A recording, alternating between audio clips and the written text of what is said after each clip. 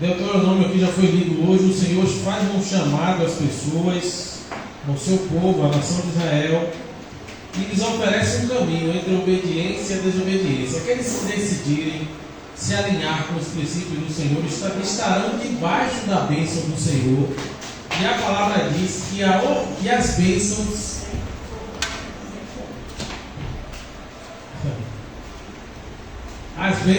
perseguirão e alcançarão aqueles que se alinharem com os propósitos do Senhor.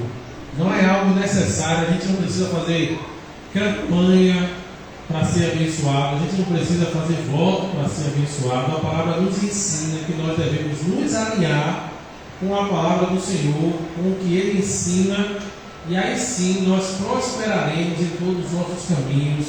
Fala de nossos animais, de nossos negócios, de nosso trabalho, de nossa saúde, de todas as áreas da nossa vida serão abençoadas. A bênção nos alcançará. Nós seremos cabeça e não cauda, nós emprestaremos e não tomaremos emprestado. Todas as áreas da nossa vida serão bem definidas, com prosperidade, quando nós decidimos nos alinhar com o propósito do Senhor. Com obediência ao Senhor, que é aquilo que eu venho pregando aqui insistentemente, que nada mais é do que amar o Senhor acima de todas as coisas e o nosso próximo como a nós mesmos. E aí a gente vem tentando falar isso de várias formas diferentes, exemplificando de várias maneiras diferentes, usando vários personagens diferentes. E aí no primeiro episódio eu falei sobre Saul, que foi o primeiro rei de Israel, e ele foi um exemplo de desobediência, e tudo na vida dele não deu certo. Apesar de ele reinar por 42 anos em Israel, o seu reinado não foi abençoado por Deus, ele não teve paz, ele não foi pleno, e ele foi uma tragédia como homem. E aí na segunda semana nós falamos sobre Davi, e assim como nós, foi um homem que cometeu muitos erros, falhou muitas vezes, mas Davi tinha algo diferente. Ele tinha um compromisso em obedecer a palavra de Deus. Ele era um homem humilde e ele se arrependia dos seus pecados. Ele aceitava a correção do Senhor, diferente de Saul, que não aceitava a correção, não era humilde e não tinha o compromisso de obedecer. E Davi foi posto pelo Senhor em lugar de Saul como rei. E o Senhor Deus deu testemunho de Davi, dizendo que ele era um homem segundo o seu coração.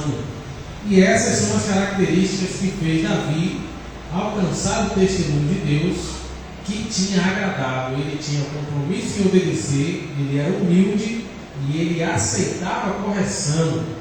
Ele não foi perfeito, mas ele foi persistente. Amém? E hoje nós vamos falar sobre Sansão. Quantos já ouviram a história de Sansão aqui? A gente já viu filme, tem novela. E a história de Sansão está a partir de Juízes 13. Sansão viveu antes de Saul, antes de Davi, antes de se estabelecer o primeiro rei de Israel. A nação era governada por juízes, que eram pessoas que Deus se levantava para direcionar o povo. Então Sansão foi um desses juízes. A partir de Juízes 13 está escrito a história de Sansão, Juízes 13 até Juízes 16. Então a história de Sansão é uma história que começa muito boa e termina muito ruim. Sansão está entre o meio termo, ele começou muito bem e no meio do caminho ele se perdeu e terminou mal. Não dá para ler a história toda, eu vou salientar alguns pontos aqui, mas a história é a seguinte. Vou começar lendo aqui Juízes 13. A servidão dos israelitas sob os filisteus e o nascimento de Sansão. E os filhos de Israel tornaram a fazer o que parecia mal aos olhos do Senhor. E o Senhor os entregou na mão dos filisteus por 40 anos. E havia um homem de Zorá, da tribo de Dan, cujo nome era Manoá, e a sua esposa era estéril e não tinha filhos. E o anjo do Senhor apareceu a esta mulher e disse-lhe: Eis que agora és estéril, e nunca tens concebido, porém conceberás e terás um filho. Agora, pois, guarda-te de que bebas vinho ou bebida forte, ou coma coisas impuras, porque eis que tu conceberás e terás um filho, sobre cuja cabeça não passará navalha, porquanto o menino será nazireu de Deus desde o ventre, e ele começará a livrar Israel da mão dos filisteus. Amém? Então, a vida de Sansão começou com uma família estéril. A mãe de Sansão era estéril, reconhecidamente estéril. Ela era casada há muito tempo e ela não concebeu, ela não tinha filhos, até que apareceu o anjo do Senhor e disse a ela que ela conceberia um filho, e este começaria o processo de libertação dos israelitas que estavam escravizados há 40 anos. E o nome dele era Sansão.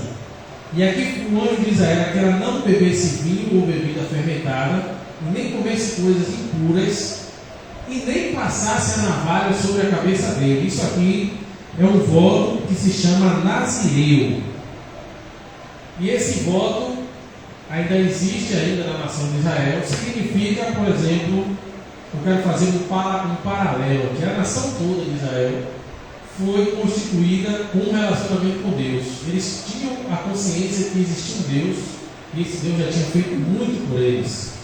Mas aqueles que queriam se aproximar mais de Deus, eles faziam esse voto de nazireu.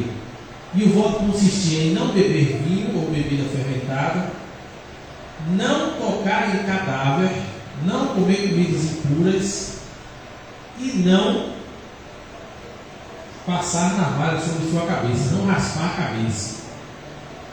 De vez em quando eles faziam alguns votos que eram o contrário, era de raspar a cabeça. Esse voto que eles faziam era de não raspar a cabeça, não beber vinho ou bebida forte, não tocar em cadáveres e não comer coisas impuras. Isso era um voto que, na cultura deles, aproximava eles de Deus ainda mais. Apesar de eles terem a consciência de Deus, eles faziam isso para se aproximar de Deus. E isso se faz por tempo determinado ou indeterminado, é uma escolha de cada um. Ninguém é obrigado a fazer nada disso. Fazia quem queria. Por exemplo, eu vou fazer esse voto de nazireu por um ano. Por um ano eu vou deixar de beber vinho, não vou tocar em nada impuro e nem vou cortar meu cabelo, não vou passar na navalha.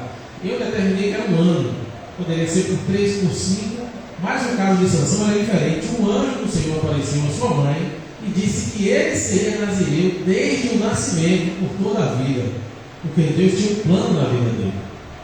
Então esse voto aqui, trazendo para os dias de hoje, todos nós temos acesso aqui a conhecimento. E eu posso dizer que na internet é a maior fonte de acesso, todo mundo tem acesso à internet. A estatística diz que no Brasil há mais celulares ativos do que pessoas. Olha só que coisa. Existem mais celulares, chips ativos, contas ativas, do que pessoas vivas no Brasil. Todo mundo tem acesso à internet, ou quase todo mundo, né? A maioria da população. E a gente vai passando lá o feed, os vídeos rápidos, e sempre aparece, né, a mensagem do Evangelho, o conhecimento de Deus. Todo mundo quer estar bem com Deus. Ninguém quer se declarar inimigo de Deus. Você conhece alguém que se declara inimigo de Deus, que diz que odeia Deus? Todo mundo quer estar bem com Deus. Todo mundo quer ter uma moral com Deus, como diz um colega meu, né? Mas aqueles que querem mais de Deus fazem um outro compromisso. E qual é o compromisso que se faz no dia de hoje? A gente aceita Jesus, a gente se batiza, a gente frequenta uma igreja, a gente medita na palavra. Esse é um voto, é um compromisso, um direcionamento de quem quer mais de Deus, de quem quer se aproximar mais. Vocês compreendem isso que eu estou falando? Naquele tempo se fazia o voto de nazireu. Hoje a gente aceita Jesus, hoje a gente frequenta uma igreja, hoje a gente ora, a gente vem no culto para louvar, para orar, para ouvir a palavra. Isso é uma atitude de quem quer mais de Deus. E aí a vida de Sansão é definida por um voto que Deus estabeleceu com ele, e o propósito da vida dele era libertar o seu povo da escravidão. E a ferramenta que Deus deu para ele foi força física, porque eles eram escravos. E a história conta que Sansão tinha uma força sobrenatural, que os homens não podiam conter Sansão com cordas ou correntes, que ele estourava as cordas, estourava as correntes, que ele lutava contra muitos homens, e o povo filisteu foi subjugado por um homem. Um homem venceu e libertou o povo da escravidão. E durante 20 anos, Sansão reinou ou dirigiu a nação como um juiz. E ele começou muito bem, ele tinha esse propósito com Deus, ele não bebia bebida forte, ele não se embriagava, ele não tinha contato com cadáveres e ele não cortava o cabelo. A Bíblia conta que o cabelo dele era muito grande, ele tinha 7 tranças. Ele trançava o cabelo em 7 tranças, muito grande, o cabelo dele era pesado, chamava a atenção, a imagem dele era uma imagem muito forte. Só que ele começou a apresentar o que nós apresentamos. Ele começou a ter a ideia, começou a passar na mente dele que ele era um cara, ele já tinha vencido muitos homens, que ele já tinha guerreado com os filisteus e subjugado todos eles, já tinham armado várias armadilhas para eles, nenhuma delas deu certo, e ele começou a ficar famoso como um guerreiro, ele começou a ser temido e respeitado, e ele começou a se esquecer de Deus. Ele achou que era ele. Ele se esqueceu que era o poder de Deus através da vida dele para libertar o povo de Israel. Ele se esqueceu da palavra de Deus.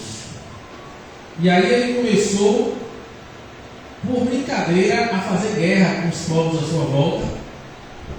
E Deus, irmãos, é assim que funciona.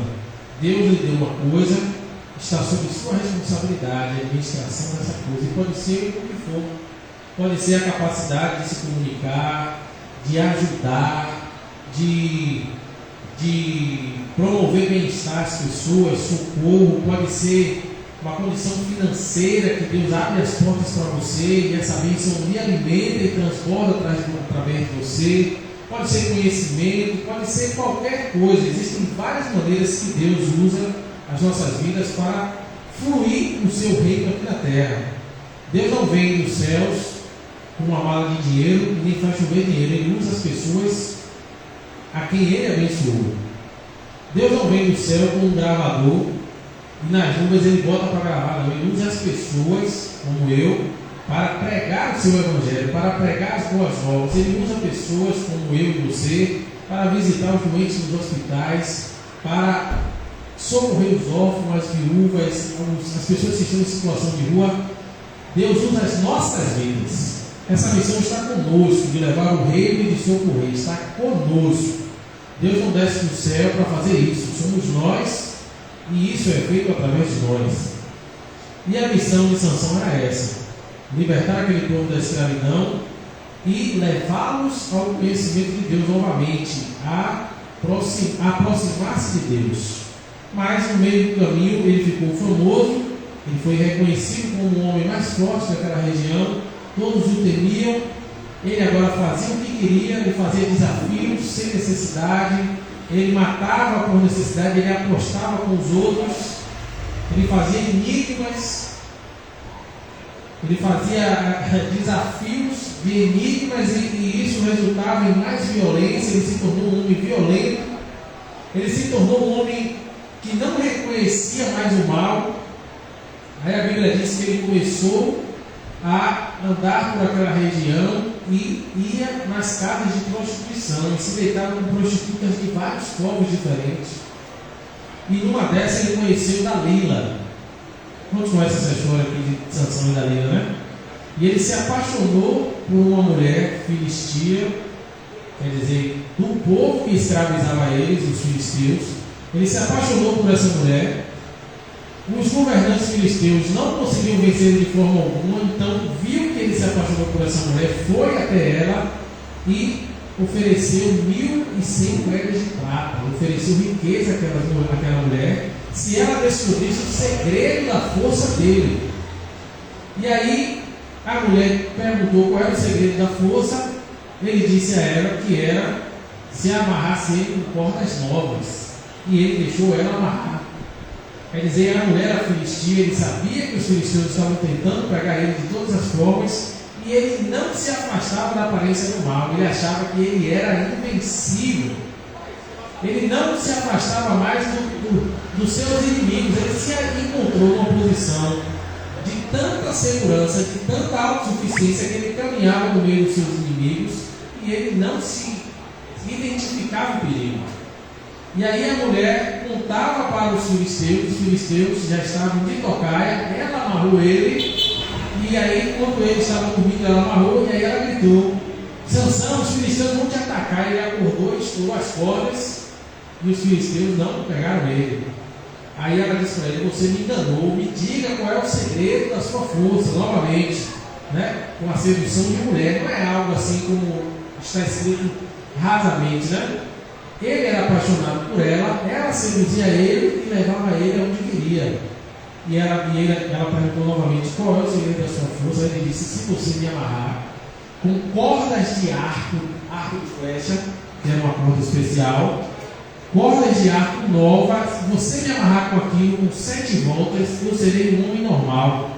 E mais uma vez ele dormiu, ela amarrou ele e gritou que os filisteus iam atacar. Os filisteus já estavam lá de fora da casa, ou no outro quarto da casa. Ele acordou e estourou as cordas mais uma vez. E mais uma vez ela continuou, e ele não se deu conta de que ela estava armando uma cilada. Ele nem dava importância para isso. E enquanto isso, ele se afastou do seu voto de nazireu. Ele começou a beber, a se embriagar. Ele teve contato com um cadáver. A Bíblia diz que ele matou um leão. E dias depois ele passou por um local que ele matou um leão. As abelhas tinham feito uma casa de abelha ali, já tinha mel. E ele pegou o mel que estava dentro do cadáver do leão e comeu. Isso era contra o seu voto. Então ele já bebia, ele já teve contato com um cadáver. E aí o que faltava para ele quebrar o voto, o Senhor vinha avisando a ele para ele se afastar, e ele não dava atenção. O que faltava era apenas passar a navalha em sua cabeça. E aí Dalila continuou fustigando ele, fustigando, até que um dia ele contou mais um enigma sobre as aves, que se uma águia, se você tirar as 3 penas da asa dela, ela não consegue voar. Contou sobre outro animal e contou sobre o segredo, que se cortasse as tranças no cabelo dele, ele perderia a força. E ela simplesmente, mais uma vez, iludiu ele, seduziu ele, botou ele para dormir, cortou o cabelo dele e chamou os filisteus. E aí eles dominaram, porque ele perdeu a força, ele perdeu completamente o voto que ele tinha com Deus. Ele se esqueceu de quem era Deus na sua vida, ele acreditou em si mesmo, ele se enveredou em seu próprio entendimento. Provérbios 3 diz isso: não confie na sua própria sabedoria, não se baseie no seu próprio entendimento, porque isso vai ser a sua perdição. E aí os filisteus conseguiram dominar ele. De imediato já furaram os seus olhos, tornaram ele cego, levaram ele cativo e colocaram ele para empurrar uma pedra de moinho, como se fazia com um boi. O boi é que arrastava a pedra de moinho para moer o cereal. Foi isso que fizeram com ele. Então toda a sua glória caiu, todo o seu nome caiu, e ele agora era um escravo cego que girava uma pedra de moinho como um animal, como um boi. E isso aqui evidencia, irmãos, que por mais que a gente tenha um relacionamento com Deus, que a gente conheça a Deus, a gente precisa obedecer a Deus. Porque Deus se move por princípios.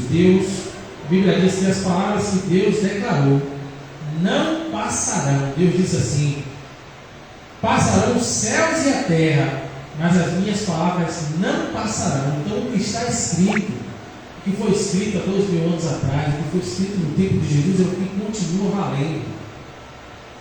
É o que é válido para nós também. Ele não vai escrever uma outra Bíblia. Jesus não vai vir para trazer agora o Evangelho renovado dos anos do século XXI. Não vai ser assim.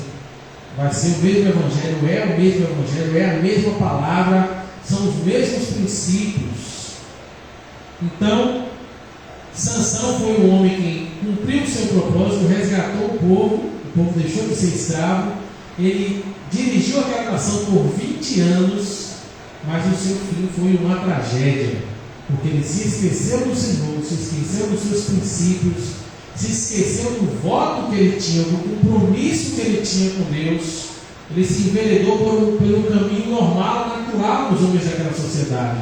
Ele se embriagava, ele ia nas casas de prostituição, ele aproveitava as oportunidades. Se achasse um homem morto e ainda tivesse alguma riqueza, algum despojo, como diz a Bíblia, né? Porque era assim que acontecia. Os homens iam à guerra e aqueles que eles matavam, eles saqueavam também, levavam todas as armas, tudo que tinha de valor daquele homem que ele venceu, eles saqueavam, levavam para eles. Era a recompensa, era o despojo da guerra. Mas a Bíblia diz que Sansão foi um homem separado por Deus e ele não podia fazer essas coisas, porque o propósito da vida dele era outro.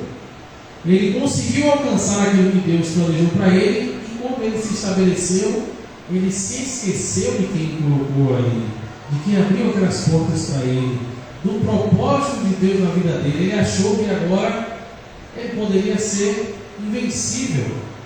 Jesus disse: sem mim nada vocês poderão fazer.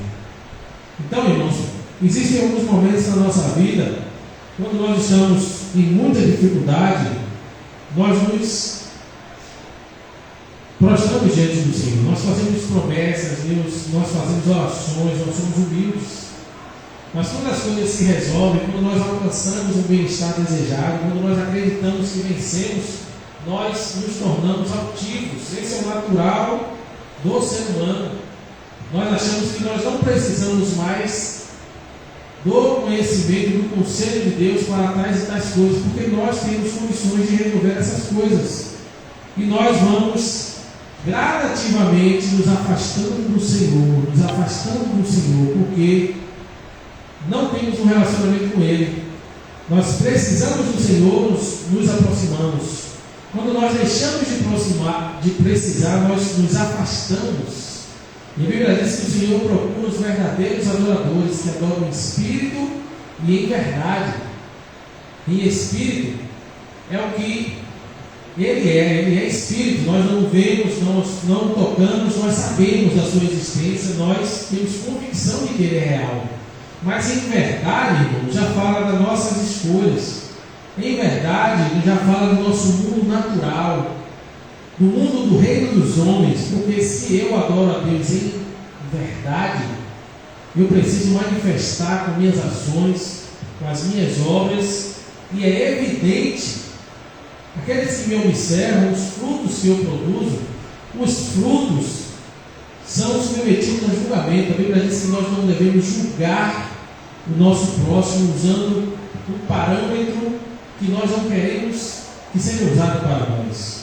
Mas Jesus disse que nós devemos analisar os frutos, porque uma árvore boa não produz frutos ruins e uma árvore ruim não produz frutos bons. Então, pelos meus frutos, a minha conduta vai mostrar para as pessoas que me observam se eu, em verdade, adoro a Deus com a minha vida. No tratamento com a minha família, com os meus negócios, com a minha conduta com o desconhecido, nos momentos que eu estou só, que eu não tenho a quem prestar conta, a minha conduta vai dizer se eu adoro a Deus em verdade ou se é só da boca para fora. Então, existe essa possibilidade. Quando nós vencemos, quando nós alcançamos os nossos objetivos, nós nos tornamos distantes de Deus, nós nos esfriamos em nossa busca, em nosso esforço de nos alinharmos com os princípios, em obedecer, e é aí que mora o perigo. Nós deixamos de reconhecer o perigo. Qual é o perigo para nós? Que aceitamos a Jesus, que nos batizamos, que declaramos que nós queremos mais dele. Qual é o perigo? O perigo é o pecado. é a cultura do mundo, e nós nos tornamos passivos a ela. Nós não reconhecemos mais aquilo que pode nos matar espiritualmente. Por exemplo, eu convivo com pessoas que falam muito de violência, de ódio, de vingança, e eu vou me aculturando daquilo, aquilo vai se tornando normal para mim.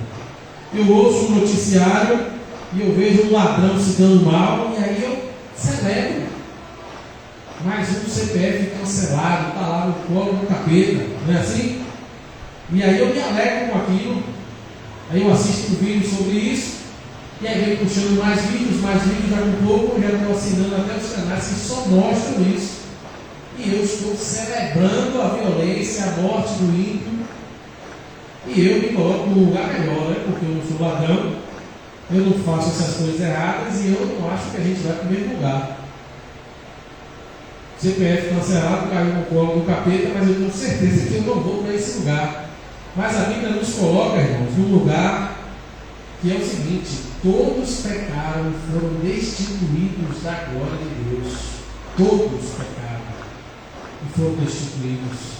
Se não é por roubar, se não é por matar, pode ser por odiar, pode ser por trair, pode ser por mentir, pode ser por ser falso, por ser invejoso, por odiar. E isso nos leva ao mesmo lugar. Mas nós somos intuídos a acreditar que sempre somos melhores do que o outro. Quando nós vemos o erro do outro, nos faz sentir bem, porque a gente não comete aquele erro, nos traz um falso consolo de que nós somos melhores do que aquele que faz daquela forma.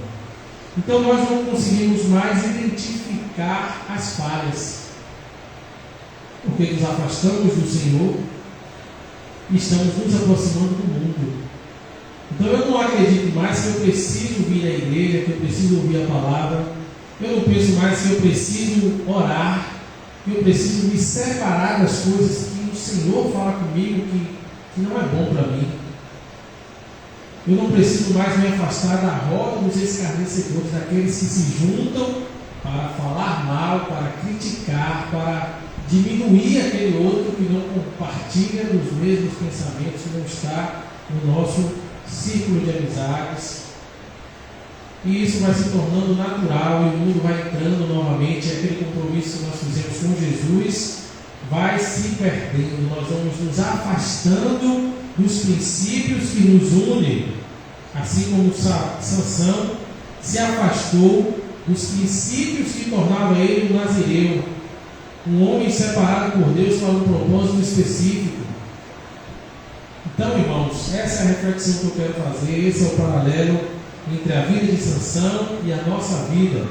Sansão tinha um chamado específico, foi chamado a um compromisso maior com Deus, assim como nós que ouvimos a voz de Deus, viemos, aceitamos a Jesus. Alguns de nós se batizaram, outros ainda não, mas ouvimos a voz de Deus, ouvimos o chamado de Deus e entendemos que precisamos estar mais próximos do que a cultura que nos serve, do que aqueles que nos servem, do que a maioria daqueles que apenas servem de boca, do que aqueles que apenas amam a Deus de boca. Porque por dois princípios eu posso declarar a minha fé: amar a Deus acima de todas as coisas, se Deus é o primeiro na minha vida, ou se eu estou colocando aí os meus planos, os meus projetos, os meus sonhos, os meus objetivos, e para alcançar isso eu posso passar por cima de um semelhante, eu posso pisar, eu posso jogar ele para trás, de qualquer forma que seja. Porque na cultura do mundo não é um problema eu dar fim no inimigo, no concorrente, de alguém que pode de alguma forma me derrubar financeiramente, comercialmente. A gente ouve isso, essa história desde o início, irmãos. Meu pai já contava esse tipo de coisa. Um concorrente dá fim no outro, um desafeto, né? Dá fim no outro, porque é um fardo para ele. E a Bíblia diz que nós somos filhos do mesmo Pai, que Jesus morreu por todos nós, que Deus nos ama de igual maneira, que Deus não prefere a um ao outro, não. Todos nós somos alvos do amor, da graça e da misericórdia de Deus. E se nós odiamos a quem nós vemos, nós não amamos a Deus a quem não vemos. Se nós declaramos que amamos a Deus e odiamos o próximo, a Bíblia diz que somos mentirosos. Está escrito lá em 1 João. E amar o nosso próximo como a nós mesmos. Se eu estabelecer essa meta para a minha vida, de amar a Deus acima de todas as coisas, o meu próximo como a mim mesmo, amar o meu próximo, fazer o bem que eu quero para mim, não fazer o mal que eu não quero para mim, eu já estou caminhando no caminho de Deus. Eu já estou me aproximando, eu estou vivendo uma vida onde o meu compromisso é maior do que a maioria. Porque para fazer isso você precisa vencer a sua vontade, vencer o seu plano pessoal para colocar Deus em primeiro lugar. E quando nós decidimos fazer isso, nós estamos gritando para Deus que nós o amamos. Essa é a linguagem de amor que Deus compreende, a obediência. E quando nós obedecemos a Deus e Deus prova a nossa obediência, o tempo passa, nós plantamos constantemente esta semente, a bênção nos alcança. Não é simplesmente obedecer a Deus e se afundar nessa vida e perder as oportunidades da vida, não. É o contrário disso. A bênção nos alcança em todas as áreas da nossa vida, como está escrito em Deuteronômio 28. Eu vou vivendo essa vida de obediência, de alinhamento, e a bênção vai me alcançando, os meus filhos, os meus animais, os meus negócios, o trabalho das minhas mãos, todas as coisas vão sendo alcançadas pela bênção do Senhor. E a Bíblia diz que a bênção do Senhor enriquece e não acrescenta dores. É diferente das riquezas que o mundo nos propõe. E eu não estou dizendo aqui em momento algum sobre financeiro, que Deus odeia, que Deus não dá riqueza. Não é isso. Os irmãos conhecem a minha posição sobre isso. Não é a minha posição, é a posição da Bíblia. Deus é o dono do ouro, é o dono da prata, e Ele dá a quem quer. Ele libera a quem Ele quer. A limitação que Deus enxerga em nós é a nossa falta de caráter, é a nossa falta de verdade em manter a nossa postura, a nossa posição. Então, na primeira semana eu falei sobre a desobediência de Saul, na segunda eu falei sobre o coração que agrada a Deus, de Davi, e hoje eu estou falando sobre Sansão, que começou muito bem e se exaltou, se ensoberbeceu, se orgulhou em si mesmo e se perdeu. Eu convido os irmãos a baixarem esse aplicativo da Bíblia, colocar lá Juízes 13, dar o play, que ele vai lendo para você, você vai ouvindo a história. Coisa de 10 minutos, você ouve a história toda, você conhece a história, é maravilhoso. É maravilhoso.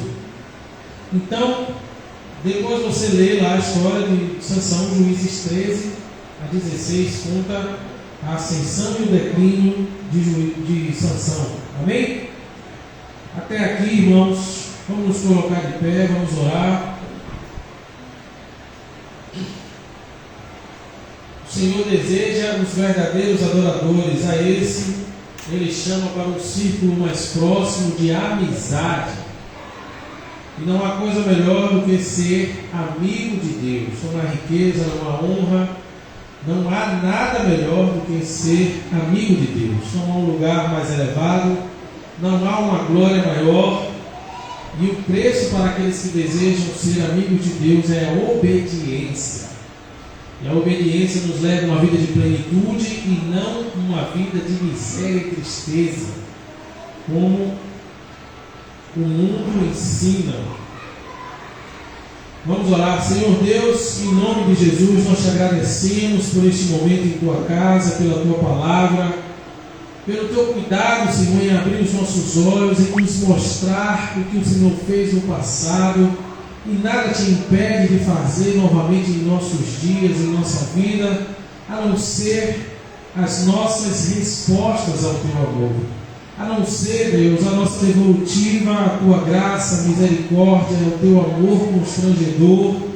Se nós nos voltarmos a ti de coração sincero e quebrantado, Deus, se nós buscarmos a tua face de verdade, querendo quem tu és, não apenas aquilo que o Senhor pode nos proporcionar, buscar a tua face, não as tuas mãos, o Senhor nos dará, Senhor, a tua presença, o conhecimento de quem Tu és. O Senhor não nos negará a Tua pessoa, Deus. Que, como Jesus disse, conhecer a Deus e ao Seu Filho, isso é a eternidade, isso é o ápice da nossa vida. Não há um lugar mais alto a se alcançar, Deus.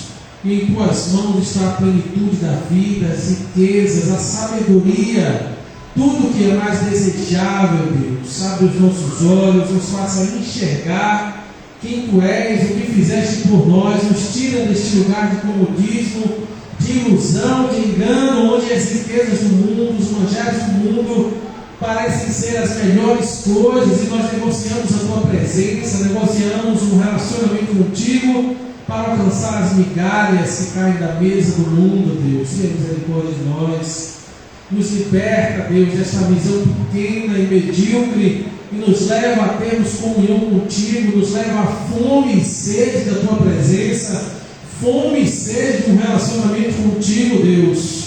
Nos ensina a reconhecer a Tua voz, o Teu chamado, nos ensina a manter o compromisso contigo, independente das propostas, independente, Deus, das consequências que o mundo nos apresenta.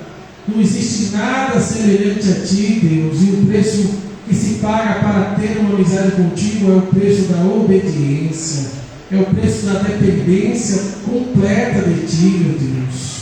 Nos dê força para alcançar este lugar, para chegar a este lugar, meu Deus. É o que eu Te peço, aquece os nossos corações, faça com que a Tua palavra continue reverberando dentro de nós, que isso nos confronte, que isso nos chame para mais próximo, Deus. Em nome de Jesus eu Te agradeço, dá-nos uma resto de semana abençoado, nos livra e nos guarda, abençoa o nosso caminhar, a nossa entrada e a nossa saída, o trabalho de nossas mãos, nossos filhos, nossa casa, nos cerca com as Tuas bênçãos, Deus. Em nome de Jesus é o que nós Te pedimos. Vão em paz, irmãos, está encerrado, em nome de Jesus. Amém.